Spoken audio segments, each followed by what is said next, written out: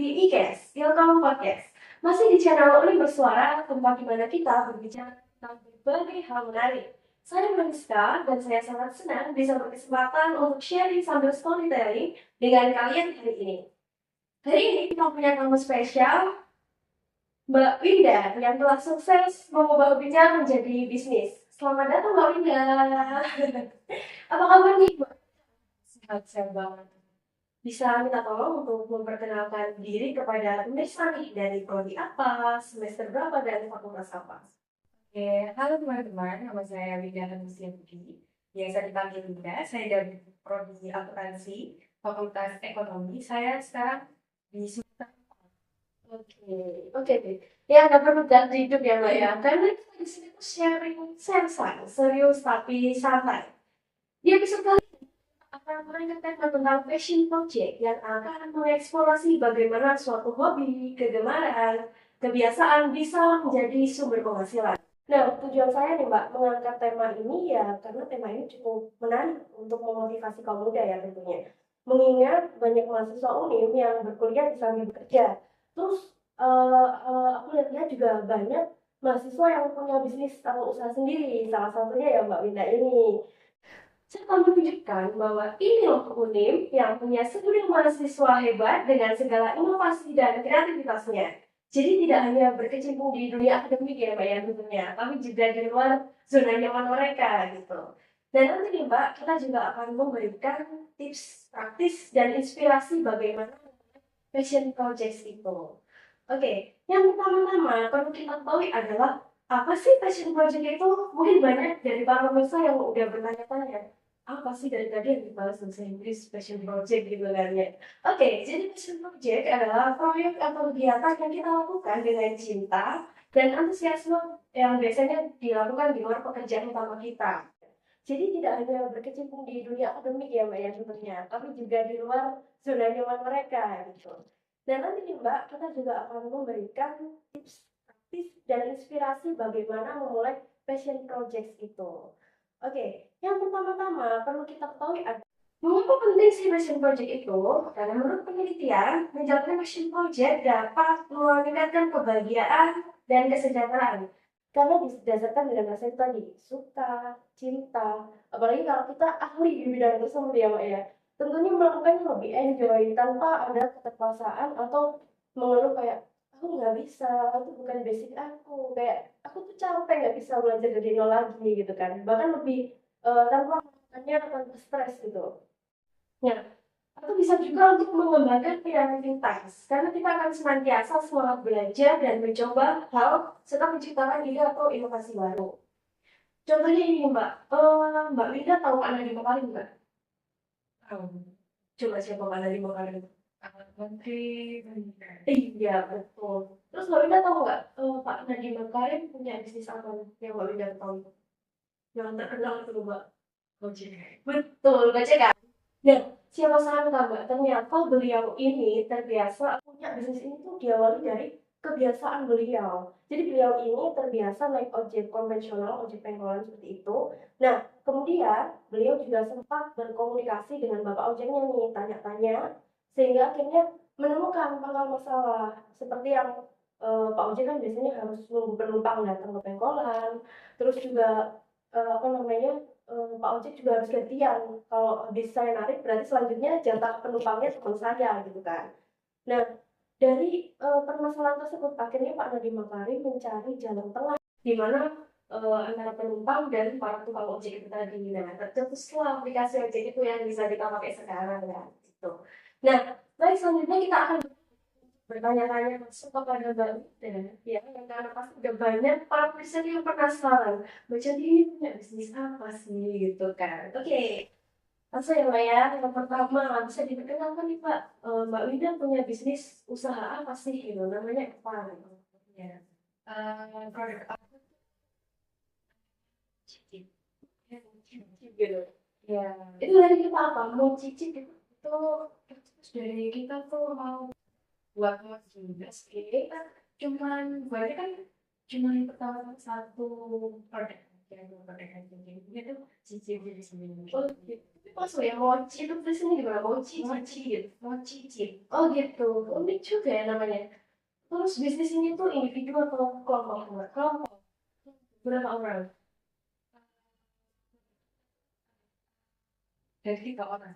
3 orang. Siapa aja Mbak anggotanya bisa dikenal? Ada Fatur Mafudo, Ya. ada Frida Margarita, dan ada saya sendiri. Oke, itu satu kelas atau gimana? Itu Kelas. Oke.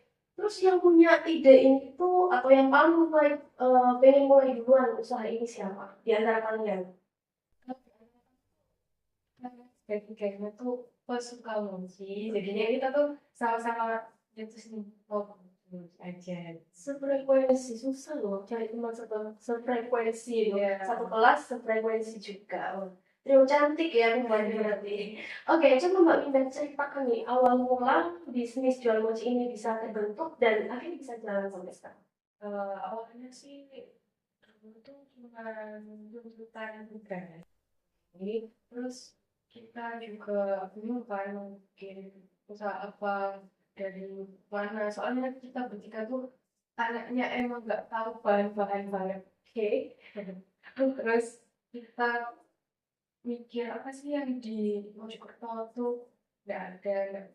Rame itu mereka Ya, ini terus yang lagi di sosmed rame itu apa, kita cari-cari, terus beruntung dari apa ya, kayak sering lewat di FYP itu mochi. Jadinya kita tuh buat mochi aja, terus kita cari-cari yang sebenarnya, terus udah bisa buatnya kita kan enak, tugasnya sebenarnya udah selesai. Oke.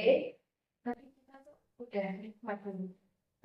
Nikmatnya buahnya gimana, hasilnya gimana. hasilnya.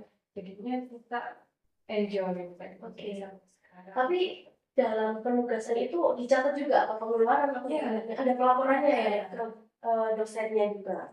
Tapi berlanjut bisnisnya sampai sekarang. Iya. Ini dosen yang bisa memberikan peluang tanpa disengaja membuka pintu rezeki juga bagi orang lain. Nah, apa yang menginspirasi Mbak dan teman-teman untuk memulai passion project ini? Dan kenapa langsung milih kayak di otak terus bisnis mochi aja, di mochi aja. Apa nggak terpikir jajanan lain sebelumnya? Karena tuh mochi kan di Mojokerto belum banyak. Terus harganya pun kalau ada kan itu juga karena di Mojokerto masih belum lanjut karena pembangunan itu. Jadinya kita tuh kayak apa ya di sini yang belum. Jadinya kita cari tahu yang di sini apa aja yang belum. Terus sering suka itu apa? Karena kan target kita juga pelajar. Oh, iya. Tapi benar-benar kita tadi bisnis makanan itu nggak segampang yang kita kira. Mungkin labanya dia banyak sebenarnya juga. Jadi harus benar-benar banyak peluang juga ini tadi ya. Oke. Apakah ada kaitannya antara mochi dengan kebiasaan atau hobi Mbak dan teman-teman? Misal kayak, oh, aku suka Jepang atau aku suka kuliner emangnya gitu. Apa ada yang Mungkin karena kita juga sering kayak suka apa ya kulineran pas habis kuliah itu kita sering kayak ngumpul mungkin makan apa ya terus kita cari jajan apa. Nah, dari kita tuh kayaknya suka manis kayaknya jadinya Oke, sudah besar ya berarti. Iya. Terus ada lagi, barangkali kalau suka masak, mungkin masak mungkin dari aku suka tapi kita semua jadi netral ya sebagai masak kebutuhan ya. Lebih ke karena suka kuliner sama bisa aja gitu. So, oke. Bagaimana cara Mbak dan teman-teman ini memasarkan dan membranding produk ini untuk terus jalan dan berkembang? Jualan online atau dijajakan langsung? kita sama ini tuh online dulu ya. Kalau secara langsung kita ada setiap minggu waktu di area menjual dulu Ya. itu. Jadi kita setiap pemasaran tuh nggak apa ya kita nggak nyimpen ada ya, sistem ya kita pakai sistem PO. Oke. Berarti dibuatnya sesuai jumlah pesanan yang tadi Iya. Enggak. Jadi nggak sampai ada yang kebuang gitu. Iya. Oke. Jualannya di mana? di Kalau di apa? Mojoagung, karena di Mojoagung eh, daerah Jombang. Itu tiap hari apa?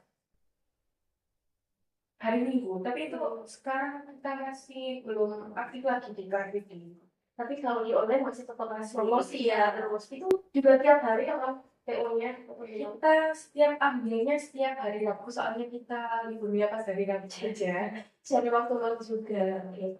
Tantangan apa aja yang dihadapi saat memulai dan bagaimana membayar teman-teman itu menghadapi tantangan tersebut? Kita tuh awalnya nggak tahu ya namanya tepung ini tepung itu kan kita kan juga pakai tepung maizena, tepung tapioka, melon, terigu, tepung apa itu namanya kan dari mana ya. Kita tuh pernah sampai salah buat pakai bahan bakunya jadinya gagal terus tapi kita nggak nyerah gitu aja kita Gimana? tetap lagi buat lagi Itu upgrade bahan lagi ganti mungkin dikoreksi yang salah. Oke, momen apa yang paling berkesan dalam perjalanan mengembangkan passion project ini? Oke, berarti tantangannya tuh hebat ya. Belajar benar-benar dari nol. iya Itu semuanya nggak ngerti bahan gitu awalnya. nggak ngerti sama sekali Terus tadi bisa belajar kok gimana lihat channel atau iya lihat di YouTube dulu ya belajar dari banyaknya tutorial yang paling gampang yang paling mudah dipahami itu yang mana yang nggak pakai ukuran ini itu kan kita awal-awal tuh nggak tahu namanya timbangan pakai sendok ukur gimana nggak tahu kan jadinya kita ide aja gimana caranya kita pernah sampai 2 kali pengulangan ya? Itu waktu masih gagal 2 kali gitu. iya soalnya kita tuh nggak tahu caranya tuh mochi yang keluar tuh gimana pakai yang keras sama gitu tapi kita tetap nggak nggak tahu gimana cara bentuk mochi yang bagus tuh gimana nggak untuk kotak untuk apapun itu jadinya tetap kayak tetap maunya buat mochi aja. Jadi zaman sekarang ada ya, benar-benar berjuang bareng, belajar sama-sama dari bareng. Itu mulai dari nol kemarin. Ini effort yang luar biasa sih menurut aku. Oke, selanjutnya, apa momen paling berkesan dalam perjalanan mengembangkan bisnis Mbak Ina ini? Mungkin kebersamaannya Oke, gitu sih terus kita tahu itu gimana sih perasaan orang kalau naik turunnya penjualan susahnya cari pembeli itu gimana sih caranya orang-orang tuh percaya sama produk kita tapi ternyata itu nggak segampang itu. iya Nggak segampang kayak kita lihat, "Wah, itu kayaknya labanya banyak nih. Ternyata nggak dicoba. Ternyata nggak dicoba. kita banget apalagi pas udah gimana caranya buat kita buat dari pagi sampai sore gitu Ngomongin soal mochi dari tadi ya, aku langsung kayak keinget kebayang-bayang enaknya, terus juga kan kenyal gitu ya, terus lembutnya itu. Waduh. Dan kayaknya Mbak Mina ini antusias banget ya di podcast kali ini sampai bawa produknya loh pemirsa. Lihat ini ya, suka banget nih. Eh, wow, kelihatan enak banget. Ini jualnya per biji atau per paket ini Mbak? kita ada per biji tapi kita juga mau rilis lagi Oh, paket hematnya ini macam ini. iya Oh, ini baru ini berada di sama belum ini masih kombinasi barang wah, masih dibawain produk barunya yang masih mau launching. Oke, untuk varian rasanya ini ada apa aja? Ada warna-warni. Terus, kalau ini itu ada original matcha original coklat kalau ini strawberry matcha yang ini strawberry coklat berarti pembedanya dari isinya ya? iya Oke. Oh, berarti yang ini masih sesuai gitu ya, coklat. Kalau ini ada stroberi sama semuanya. iya Untuk harganya tadi berapa? Kalau biji berapa? kalau kita originalnya kalau ada strawberry-nya kita bisa harga 5.000 Oh ya, tapi kalau pakai paket ini lebih murah 19.000 aja udah dapat 4 varian rasa ya udah langsung dibunuh aja. Kayaknya nggak sabar deh. Aku tuh pengen borong ini karena sudah ada paket hematnya. Oh ya, untuk saat ini masih melayani pesanan langsung atau ini ya? iya kita tetap pakai yang fresh kita tuh jangan pakai yang udah dari kemarin baru kita jualin Oh, berarti belum pernah mencoba untuk sistem frozen gitu? Oh, belum pernah. Mau riset gimana sih caranya biar mie kenyalnya tuh tahan lama, terus bahan-bahannya tuh kan kita selainnya nggak pakai oven, jadi cuma beberapa hari ya. Inovasi sih. Untuk saat ini nih, apa udah ada pengembangan inovasi baru misalnya kayak mau nambah varian rasa? Kalau ini tadi packaging ya, inovasi barunya. Terus ada apa lagi barangkali mau nambah varian rasa? Mungkin itu kalau nambah varian rasa pasti ada, tapi kita masih mau Mempertimbangkan gitu iya ya. Untuk ciri khasnya sendiri, yang membedakan mochi ini dengan mochi yang lain apa? kalau mochi yang lain kan isinya lebih padat. Iya. Kalau ini kan asal ya. Oh iya. Terus ada lagi ciri khas lain mungkin dari selainnya bikin sendiri Iya, atau ya. Untuk selainnya kita tuh nggak beli yang kayak satu paket PS gitu bisa saja. toples gitu ya Iya, biasanya. kita tuh buat sendiri bahan-bahannya dari pokoknya bahan bahan letaknya sampai jenis semuanya. Berarti kan masuk kulitnya juga bikin sendiri. Sampai seni-seninya itu ya. Ada. Waduh, murni dari nol ya, berarti Iya. bikin sendiri semuanya. Nah, itu ciri khas banget sih. Jelas beda rasanya. Karena bikinan pabrik sama bikinan produksi rumahan beda emang rasanya. Oke, tips apa yang bisa Mbak bagikan untuk pendengar yang ingin memulai passion project atau mengembangkan bisnis mereka? Mungkin jangan takut mencoba. Emang sih awal-awal kita pasti ragu. Bakal rame nggak ya? Bakal ada yang suka nggak ya? Pasti ada. Gimana? Mungkin banyak orang yang kayak bilang kurang gini, kurang gitu, rasanya kayak gini. Nah, itu motivasi buat kita. Gimana sih caranya kita nunjukin kita tuh bisa buat yang kayak gini. Dan buat anak-anak muda di luar sana tuh kayak buat misi kekosongan aja biar uh, biar Nggak apa pusing masalah apa terus kuliah, iya, tapi juga punya pengalaman di luar akademi itu tadi tentunya. Oke. Jadi kesenjangan jangan ragu untuk mencoba sesuatu. Ya mungkin emang benar ya. Ketika kita melakukan sesuatu baik itu buruk atau baik, pasti ada aja omongan orang. Jadi ya udah kita percaya aja sama diri kita, selama kita bisa. Kita lihat, kita tepis omongan orang yang bikin kita semakin down dan mau nggak jalan-jalan ke depan. Oke, hebat banget kisah inspiratifnya. Next, kita akan cari tahu bagaimana langkah-langkah memulai passion project. Yang pertama nih, menurut aku ya, identifikasi hobi dan minat. Ya, contohnya mulailah dengan mengenal diri kalian sendiri. Membuat daftar-daftar hal yang kalian sukai dan aktivitas yang membuat kalian bersemangat. Jadi buat bisnis gitu ya Mbak Wina ya, supaya tahu aku tuh sukanya di bidang apa sih, aku bisanya apa aja gitu. Kedua, melakukan riset dan juga perencanaan. Lakukan riset pasar untuk melihat apakah ada permintaan untuk hobi kalian. Lihat juga peluang jangka panjangnya, kira-kira bisnis apa yang bakal booming ke depannya, atau bisnis apa yang sebenarnya tuh nggak musiman. Jadi kan ada ya bisnis yang kayak berlakunya di tahun ini tapi di tahun berikutnya makin sepi hilang loh bisnisnya. Jadi kita cari bisnis yang nggak musiman gitu. Kemudian buat rencana bisnis sederhana untuk memulai. Yang ketiga, membangun keterampilan. Untuk mengasah keterampilan mungkin kita bisa mengikuti kursus ya Mbak ya, atau kayak Mbak Winda tadi, atau Mbak melihat video kajian dari itu juga. Terus juga mungkin tanya-tanya ke yang lebih ahli gitu ya. Terus melihat itu tadi konten tips atau tutorial di sosial media yang intinya sesuai dengan basic kemampuan yang ingin kalian kembangkan atau tips and tricks tentang mengembangkan bisnis itu tadi. Jangan lupa untuk menggunakan soft skill dan hard skill secara seimbang karena tidak bisa kalau digunakan salah satu aja.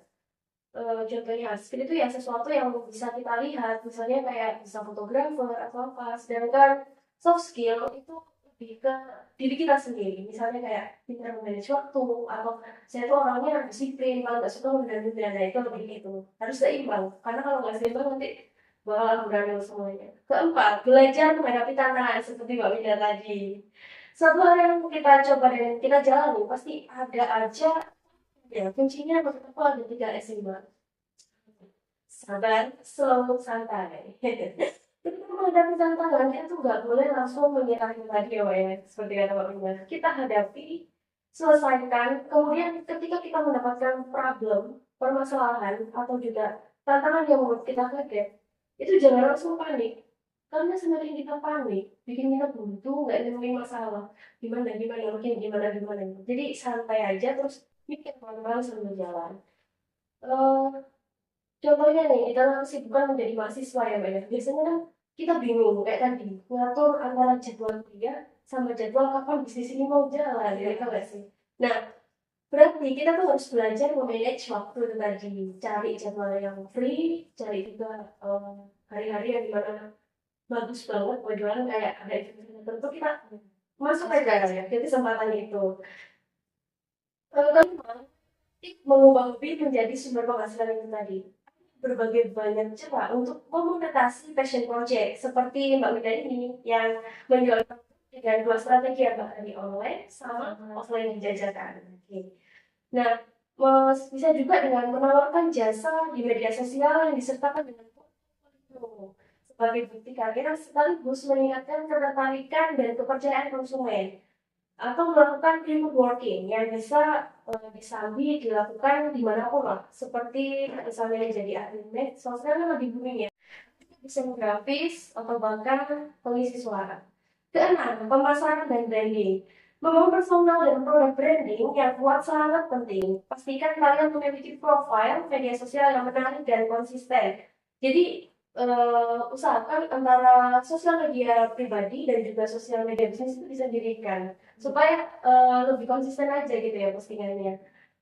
Jangan lupa membuat konten yang unik, misal dengan tampilan yang menarik, terus juga dengan tekstil itu tadi. Kalau Mbak Lina punya nggak pamfletnya? Mungkin bisa ditunjukin dong. Kita juga ada loh. Yang apa? Media sosial yang khusus dari wajib Loh, iya Instagram. boleh tuh. Bisa tunjukin dong pamfletnya dulu, desanya gimana gitu. Mungkin bisa jadikan inspirasi para pemirsa. Oh iya, Mbak Linda sebelumnya pernah nggak ngadain investor gitu sebelum mulai bisnis ini? Pernah. Oh, Kita kan pernah. dulu tuh pernah sebelum ada tugas ini kan harus menjelaskan tuh presentasi apa sih produk kita. Nah, produk kita tuh mochi kan kita jelasin sambil tawa. Oke, itu berarti kesannya siapa? Teman-teman. Teman-teman sekelas dari dosennya. Wah, Terus katanya tuh gimana? udah enak tinggal teksturnya. Jadi lagi kita lumayan maju. Tester langsung dari pemberi tugas. Iya. Ini ya. Oke. Oh iya, bisa ditunjukin dong, ini lucu loh. Oke, itu baru satu desain. Kalau Instagramnya apa Kak? Kalau Instagram kita tuh namanya Give Me More Kid. Oke. Itu kita baru dari tahun ini. Oh ya, nggak apa-apa dong kan bertahan. Iya. Dan perjuangan berarti. Iya, di Instagram pun masih awal banget ya. Masih ada beberapa follow juga. Oh oke, nanti bisa di follow ya. Ya, di sini juga ada kok. Di sini juga ada kalau mau lihat-lihat kita ada postingan yang isinya tuh dari kita bertiga. Ada saya, Frida sama Konten Iva. gitu ya? Enggak, postingan seperti ini. Oh iya dong, biar tahu. Biar tahu dong. Iya.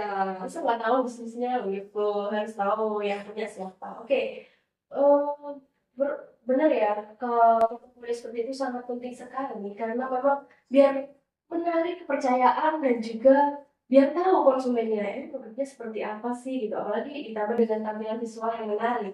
Tentunya kayak semakin percaya ini enak nih.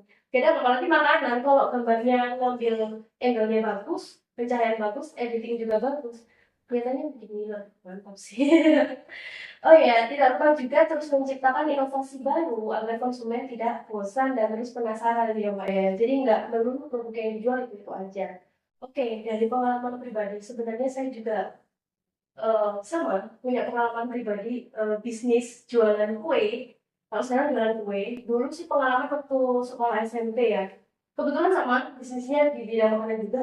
Waktu SMP pengalaman jual kayak udah jadi packagingnya tuh nggak bisa terlalu yang buang desainnya dan memakan banyak biaya. Jadi gambar nge-print gambar yang agak gede gitu terus dia baru spidol.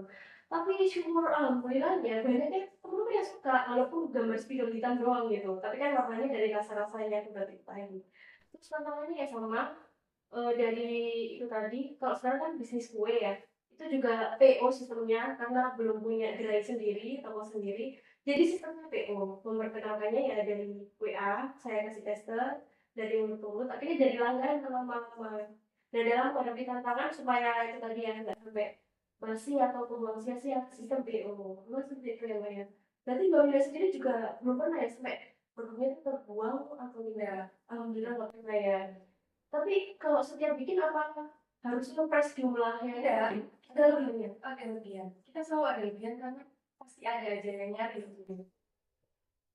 Oh gitu, oke. Eh berarti alhamdulillah ya nggak sampai terjadi yang sampai dulu kayak gitu. Oke. Hari ini kita telah membahas cara mengidentifikasi passion project yang kasih tantangan dan mulai menghasilkan uang dari hobi. Mulailah dengan langkah pertama hari ini, yaitu dengan kenali diri kalian, kemudian buat daftar hobi, dan mulailah merencanakan passion project kalian.